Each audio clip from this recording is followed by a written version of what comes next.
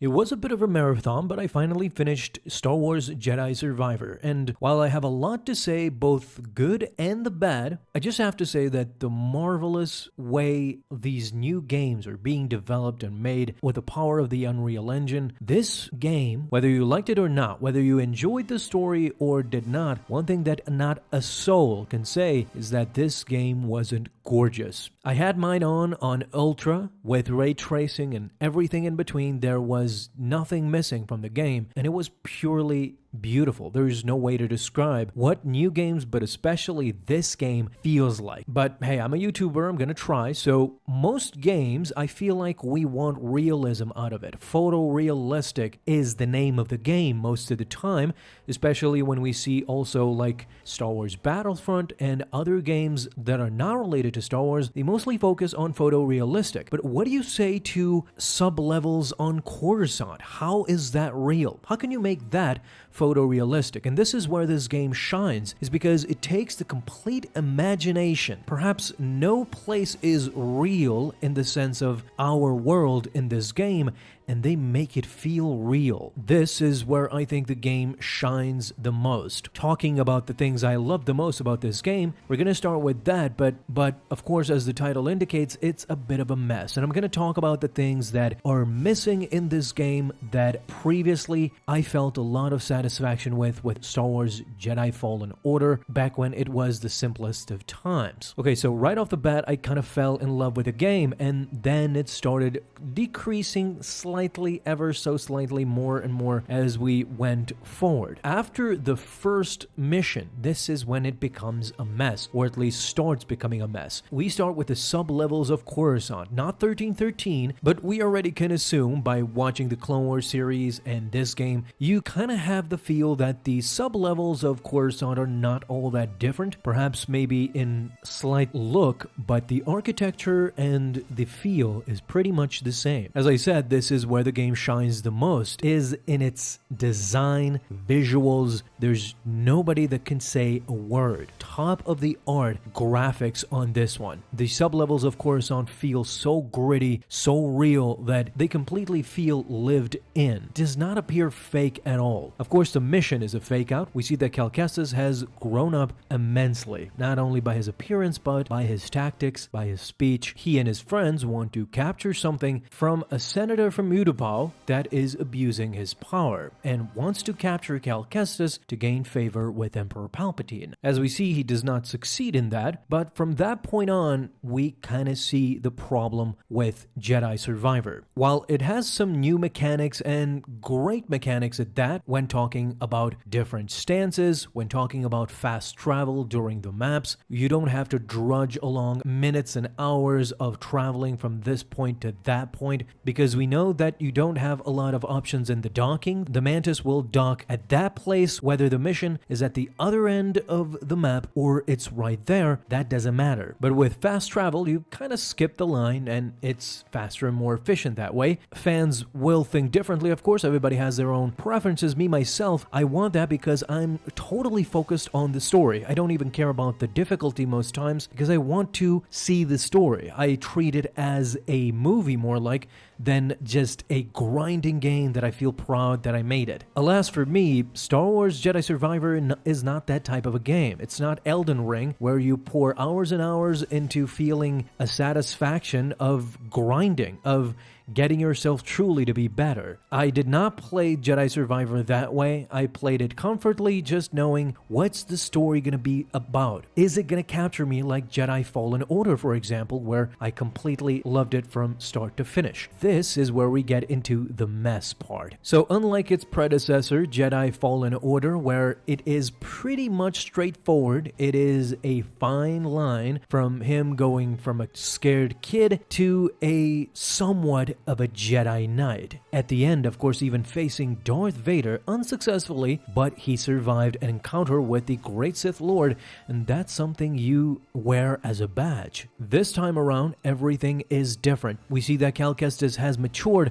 However, all of his friends are no more. They have gone their separate way. Grease, Sarah, even Marin, everybody has gone into their own adventures. We see that since that time, Cal Kestis has begun forming a new group, wanting to hit the Empire as much as possible, make them feel the pain. But the Empire has plot armor, because we know that the Empire is expanding and expanding even more, to the point where we see them building a final weapon in the Death Star in A New Hope. Cal Kestis finds this out the hard way when he gets the data from the Senator, realizes that the Empire has only expanded throughout the years when he started fighting them in Jedi Fallen Order in that storyline. So guys, here's the thing. The deconstruction of Jedi Fallen Order and Jedi Survivor is pretty simple in my mind. We see that Jedi Fallen Order follows the typical archetypes of A New Hope. Cal Kestis is essentially Luke. He is a naive, young kid who wants the call to adventure, but is timid of it, is afraid still. Once he takes that first step,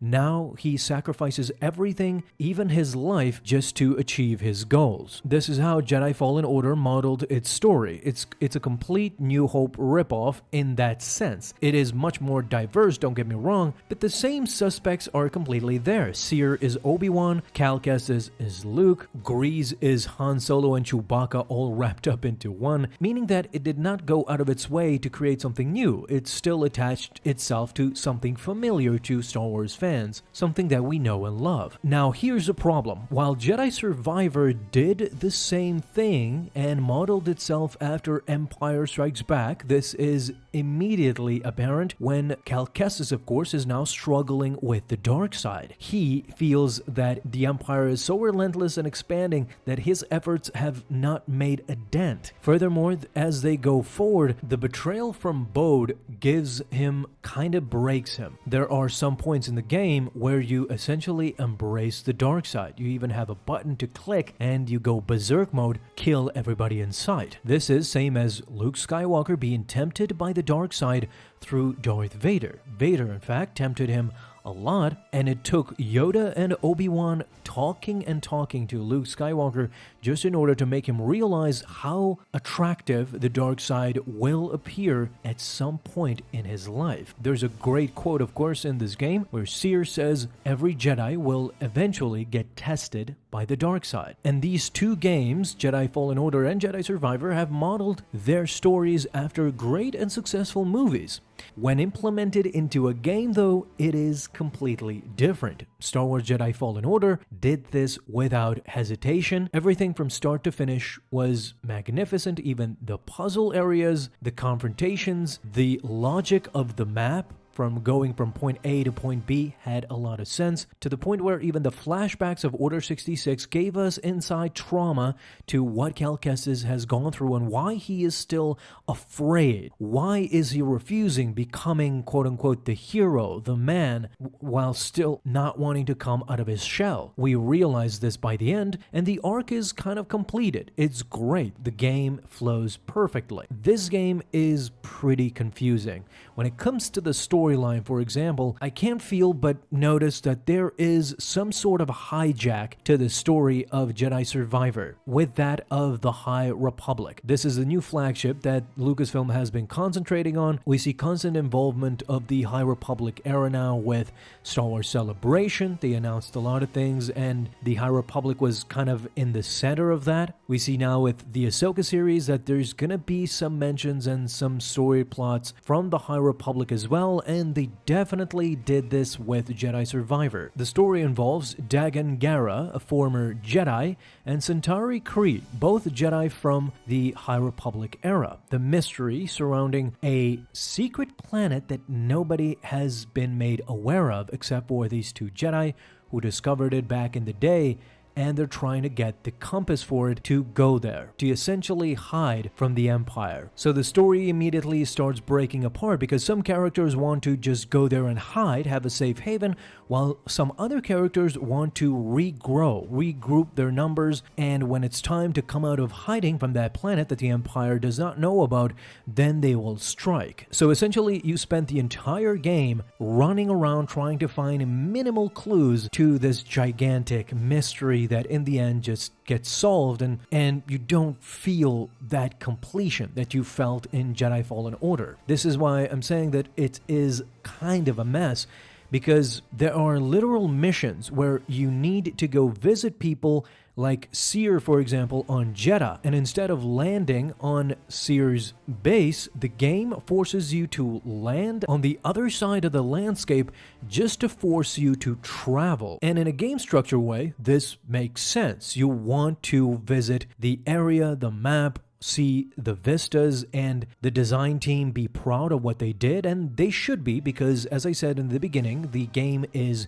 absolutely flawless, beautiful when it comes to game design, lighting, cinematics. This is just top of the line. However, it should go in line with the story. It should make sense. For example, there's a stretch there of missions where you go back and forth multiple times between Kobo and the Shattered Moon. You go to Kobo and you realize you need to go to the Shattered Moon, and when you get to the Shattered Moon, you need to go back to Kobo again, just only to go back again to the Shattered Moon. There's a bunch of these running around like a chicken sorta, especially between Kobo and Shattered Moon, that I kind of got sick of it. By the end, I wanted to visit other planets and other things. Now you might say, well, there's going to be others like Nova Garan and Tanalorr, but they just come at the end, like rewards for nothing, essentially. You don't get them throughout the story. Coruscant is only used for about 15 to 20 minutes when you complete the first mission, and then it is just optional. You don't need to go there ever again for a mission. With Jedi Survivor, a lot of fans, including myself, I thought that they would go on to expand the galaxy even more. We would visit new planets, older planets, a lot more myriad of other missions and planets than just Kobo and the Shattered Moon, and occasionally Jedha. And in my opinion, what's even worse are the MacGuffins. There are these fragments of compasses that Centauri Kree had built and Dagan Gera is seeking out. Throughout all this time, Dagan Gera seems to be the main baddie, but by the end, when you defeat him, you realize that it was a fake out because it's your buddy Bode that is the real villain, a secret Jedi that is working for the Empire and is a spy of the ISB. He essentially brings the Empire to Jedha. Now here's the thing, why did Darth Vader appear in this game? I understand the marketing behind it and the attractiveness of fighting against Darth Vader is always cool, don't get me wrong. Nobody really is going to say that they do not want Darth Vader in their game. But again, the story does not coincide with what happened. I kind of got the reason why Darth Vader was in the first game, but in this second game, I kind of felt like he was just shoehorned in. And the most shocking part out of all to me, the entire story revolves around these MacGuffins, around these compasses, and in the end, they got the Last Jedi treatment where Finn and Rose were told that their mission was completely unnecessary. This is how Jedi Survivor treated its story as well. When Cal Kestis and the rest lose all their fragments and the final one is taken by Bode, in the end, we realize that they did not need those compasses after all, because they have another method of getting there that doesn't require those compasses at all. You see what I mean? The story is kind of stretched out to the point where it is unnecessary and bloated. The game gives a faint story just for pretext for us to go and explore worlds, get into missions, get into this adventure and that adventure, but it's a flimsy excuse as we realize by the end. We didn't need the compasses, we had a different method of going to Tanalorr by ourselves, which we succeed in the end, and of course you ask, then why didn't we run around through all this time? It leaves a lot more questions than it gives you answers. Now, am I saying don't get Jedi Survivor? I'm not saying that in the slightest. It is one of the most beautiful games I have ever played. And as I said in the beginning, everybody goes for photorealistic or something that you can say this looks real. Well, Jedi Survivor combines fantasy with real perfectly in this game. There's gonna be moments where you're gonna realize that I have never seen this before, either in Star Wars or in real life. This is something completely fresh and new. So from a design perspective, it's great, but from a storyline perspective, it is bloated and fat. If I were to summarize it as a TV series. If this game was a 10-episode series,